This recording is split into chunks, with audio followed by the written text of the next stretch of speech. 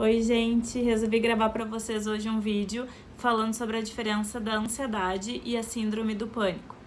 A ansiedade, por si só, é algo natural do desenvolvimento, né? Nós todos temos ansiedade. O problema se dá na questão de o quanto ela se potencializa, né? O que é uma crise de ansiedade? A crise de ansiedade, ela é, por exemplo, se a gente imaginar, tem um trabalho para apresentar, né? Que isso é muito comum na época da infância, adolescência.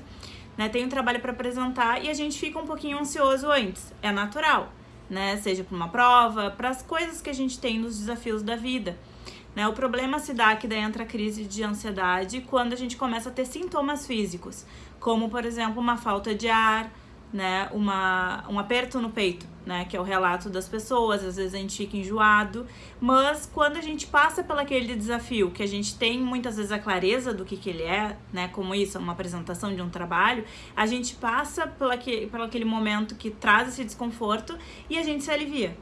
O problema da síndrome do pânico, que desencadeia o ataque de pânico, que seria propriamente o episódio onde o paciente tá mal, né? É a intensidade. Que a ansiedade é algo que normalmente a gente consegue, né, na grande maioria, né, dos relatos, assim, a gente consegue saber de onde vem, do porquê que tu tá assim, né? Eu tenho uma apresentação, eu tenho um evento, eu tenho alguma coisa que normalmente vai expor aquela pessoa e por isso causa tanta ansiedade. E a gente consegue mensurar do que é, pra gente justamente poder trabalhar em cima disso, né? E o problema da síndrome de pânico é que normalmente o paciente não sabe de onde vem. Não consegue botar em palavras e por isso que fica tão difícil, né? Mas é medido pela intensidade e justamente por não ser algo tão lógico da gente poder saber da onde vem para poder falar mais sobre o assunto, né? Então seriam essas as diferenças, os sintomas da síndrome do pânico, diferente da ansiedade, seria muitas vezes pensamentos de morte, porque vem junto com um taquicardia. Então, muitas vezes o paciente se confunde como se estivesse tendo um infarto, porque os sintomas são muito semelhantes. E normalmente ele corre para uma emergência médica mesmo, dentro de um hospital, achando que está infartando, faz todas as baterias de exame e é constatado que é algo emocional. Então, por isso que às vezes é muito difícil o diagnóstico em primeira mão, assim, por ter os sintomas físicos e a gente acaba não se dando conta que eles podem ser de fundo emocional.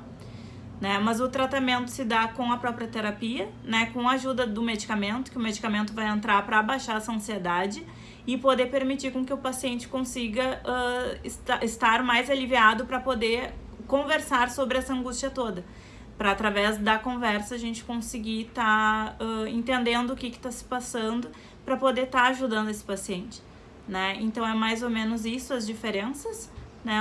A ansiedade, ela entra como algo não tão nocivo para o ser humano, ele consegue estar seguindo na sua rotina, e a síndrome do pânico normalmente paralisa, né? Fazendo com que o paciente não consiga nem sair de casa muitas vezes, porque muitos relatam, né, o medo de ter a crise, né? Visto o medo de ter a crise, e é tão horrível muitas vezes ter isso, principalmente fora de casa, que ele fica e se isola, né? Mas em casa ou perto de alguém que ele confie, para não estar passando pelaquela sensação horrível que muitas vezes se compara a quase um momento de morte, assim, pela intensidade dessa falta de ar, desse taquicardia que se tem.